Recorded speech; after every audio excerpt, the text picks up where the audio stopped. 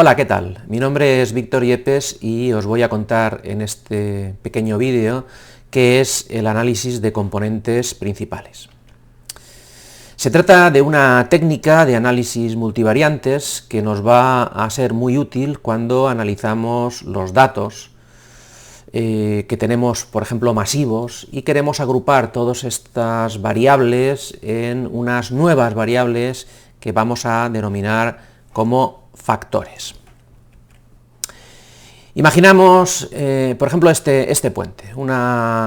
Es un puente losa, postesado, y hemos tenido la paciencia de analizar 61 puentes y hemos establecido en una hoja de cálculo, pues para cada uno de ellos, por ejemplo, cuál es su longitud, el número de vanos, su anchura, canto, luz, etc. Vemos que tenemos muchas variables y a veces nos gustaría de alguna forma reducir todo este número de variables para tener herramientas que nos permitan analizar mejor, pues en este caso, los puentes losa.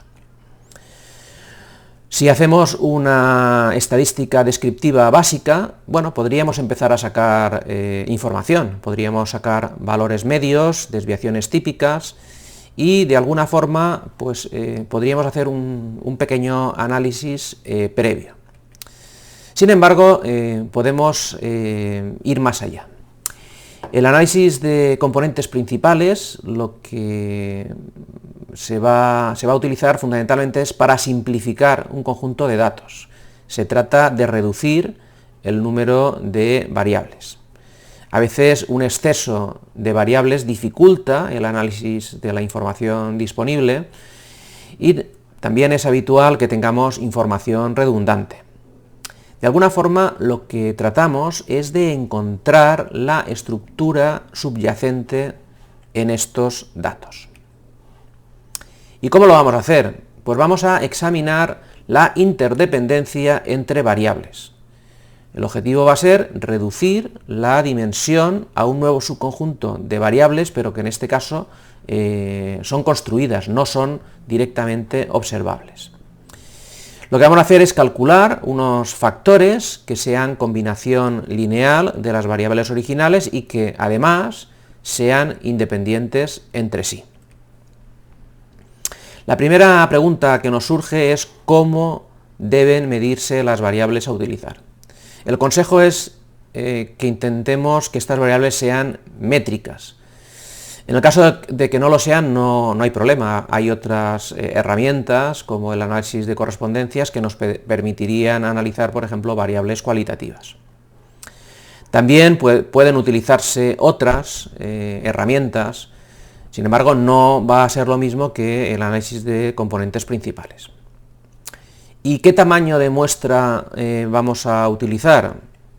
Lo ideal sería al menos 50 observaciones, aunque lo mejor sería más de 100. Y como mínimo tendremos que tener 5 observaciones por variables, aunque el ratio óptimo aconsejable es de 10 a 1, es decir, 10 observaciones por cada una de las variables. Lo importante aquí es que existan suficientes correlaciones significativas entre las variables. Luego vamos a ver cómo estas correlaciones deberían ser superiores a 0,30. Esto va a depender del número de observaciones que tengamos.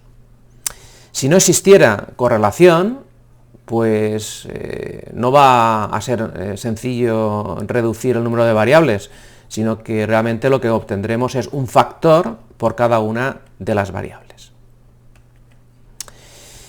Bien, el análisis de componentes principales va a realizar lo siguiente. En primer lugar, vamos a tratar de obtener un primer componente que lo vamos a elegir de forma que recoja la mayor proporción de la variabilidad original. Una vez tenemos este primer componente, vamos a intentar tener un segundo que recoja la máxima variabilidad no recogida por el primero y así de forma sucesiva. Si vamos a un software habitual, por ejemplo, en estos casos, como es SPSS, pues deberíamos de introducir las siguientes instrucciones para obtener un análisis de componentes principales. Se trata de analizar por reducción de datos, en este caso por factores. Vamos a extraer por componentes principales autovalores mayores que 1, ahora os voy a explicar qué significa esto. También os voy a explicar que vamos a utilizar como rotación el método Varimax, que es uno de los más habituales, y visualizaremos esta rotación, la solución rotada, y también los gráficos de saturaciones. En cuanto a opciones, podemos elegir alguna, como el formato de presentación de los coeficientes, ordenados por ejemplo por tamaño, y suprimir valores absolutos menores que 0,20, aunque esto lo podemos elegir. Bien, pues como sabemos que la unidad de medida de la variable influye en el análisis, vamos a emplear la matriz de correlaciones. Si utilizáramos la matriz de covarianzas, el problema es que esto ya sí que hace depender cada una de las variables de su unidad de medida. Si utilizamos la matriz de correlaciones, esto es equivalente a aplicar el análisis de componentes principales a los datos tipificados, es decir, que el valor medio de las componentes principales es 0 y su desviación típica será igual a 1. Lo primero que nos aparece en el análisis es el concepto de comunalidad. Aquí tenemos un ejemplo. Estamos hablando de un puente, estas son las variables originales que hemos utilizado, la longitud total, número de vanos, anchura de tablero, etc. Y si os fijáis, aquí aparece una columna que se llama extracción. Bien, ¿esto qué significa? Significa lo siguiente: una comunalidad es la varianza de cada variable explicada por las componentes principales. Aquí tenemos, por ejemplo, que la longitud total, al hacer la extracción por componentes principales, pues este 0,909 sería la varianza de esta variable explicada por las componentes principales. De alguna forma, estas comunalidades son estimaciones de la varianza compartida o común, por eso se llama comunalidad, entre las variables, es decir, aquella varianza en una variable que se comparte con todas las variables en el análisis. Otra forma de ver el concepto de comunalidad es la medida del grado de información que tenemos tras la extracción. A mayor comunalidad, mayor grado de información. Miden también la proporción de la varianza con la que cada variable contribuye a la solución final y de alguna forma esto nos indica que si tenemos comunalidades carentes de explicación, pues deberíamos poner un umbral. En este caso, el umbral que suele utilizarse es por debajo de 0,5. Otra de las preguntas importantes es saber cuántos factores vamos a extraer, es decir, cuántas componentes principales vamos a tener. Si utilizamos el análisis por la matriz de correlaciones, pues al final tendríamos tantas componentes principales como variables, pero vamos a intentar elegir las menos posibles. Aquí tenéis la forma o los criterios para extraer un número de factores, digamos, razonable. En primer lugar, un consejo sería extraer aquellos factores cuyo autovalor sea superior a 1. Ahora veremos esto qué significa, pero esto lo que quiere decir es que si una componente principal no explica más variación que la que da una sola de las variables, pues no es importante, nos quedamos con eso, con las variables originales y ya está. Otro criterio es que al menos el conjunto de las componentes principales elegidas explique un mínimo del 60% de la varianza, y otro criterio es atender a lo que se llama zona de sedimentación. Ahora vamos a ver esa gráfica y os explicaré cómo se hace. En efecto, aquí tenemos el gráfico de sedimentación.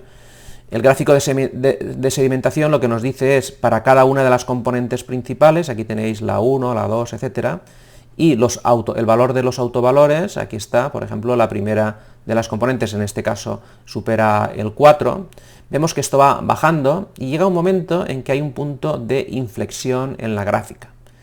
Normalmente en este caso que hemos visto aquí sería, por ejemplo, la componente número 5, aunque también es verdad que este punto de inflexión suele coincidir con autovalores que estén por debajo de 1. Este es el cuadro que nos da la varianza total explicada y vamos a ver, por ejemplo, cómo la componente 1, este es su autovalor, está por encima de 1, el porcentaje de la varianza que explica es del 43%, si sumamos los dos primeros componentes principales, fijaros que 43 más 27, el porcentaje ya es del 70%. Habíamos dicho que como mínimo elegiríamos un número de componentes principales que explicaran el 60%. Con la tercera, fijaros que el autovalor sigue siendo superior a 1 y llegamos al 80,84%.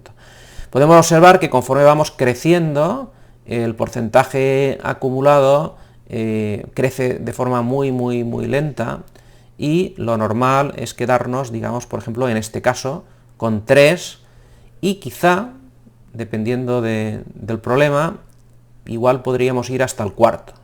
Pero, insisto, uno de los criterios es que el autovalor sea superior a 1.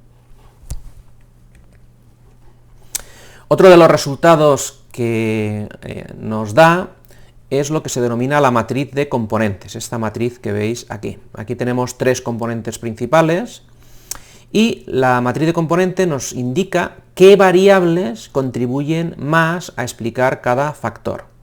Estos numeritos que veis aquí son lo que se denominan las cargas factoriales. Y lo que indican es la correlación entre la variable original, por ejemplo en este caso el coste, y el componente principal, en este caso componente 1.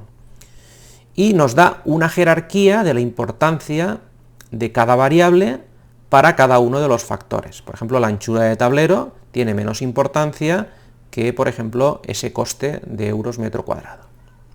Sin embargo, aquí vemos que hay variables originales que, por ejemplo, el número de vanos, que están muy correlacionadas con todas las componentes.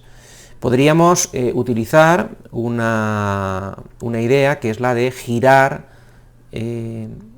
estas componentes, se pueden rotar, y al rotar las componentes lo que hacemos es bajar, digamos, esta variación. Dicho de otra forma, una variable original como la luz principal, en este caso, fijaros que prácticamente está basculando sobre la primera componente. Esto lo podemos ver mejor en un gráfico, aquí lo tenemos. Imaginaros que aquí tenemos un gráfico X e Y y un número de puntos, que son estos de aquí.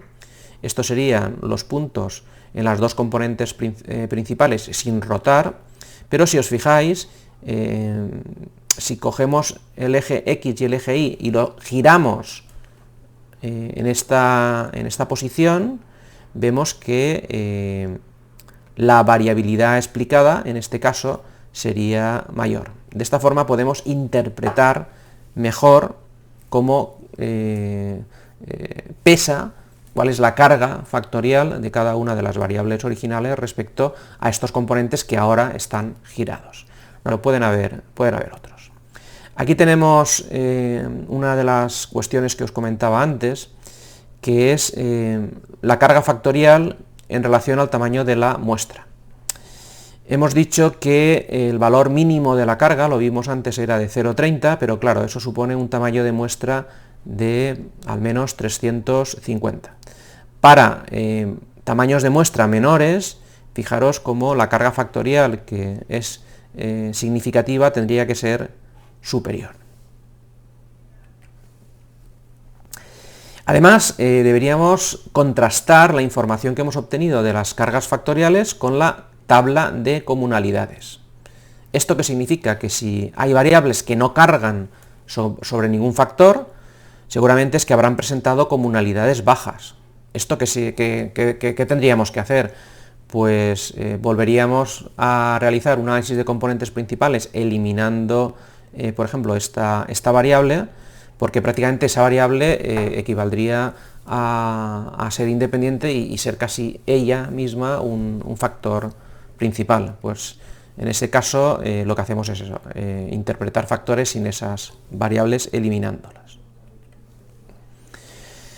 Aquí tenéis, por último, otra de los resultados que obtenemos, que sería las puntuaciones que se obtendría, en este caso, en función de cada una de las variables originales. Es decir, que si nosotros cogemos a la longitud total y lo multiplicamos por 0,011, el número de vanos, le sumamos y en este caso restamos por el valor del número de vanos por 0,46 y así sucesivamente, lo que obtendríamos es la puntuación para cada uno de los individuos que hemos observado en función de una medición, en este caso, de las componentes principales. Pues bien, nada más. Fijaros que con esta herramienta, el análisis de componentes principales, podemos reducir muchísima información a unas pocas variables que hemos construido, que si bien a veces es difícil de interpretar cuál es su